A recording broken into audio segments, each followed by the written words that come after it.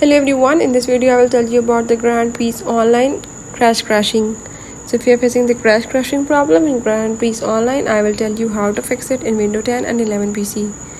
So I will show you all the steps in this video. You have to follow them and hope by the end of the video you will able to fix it. Now watch complete video, and if you are new here then don't forget to subscribe. Let's watch it.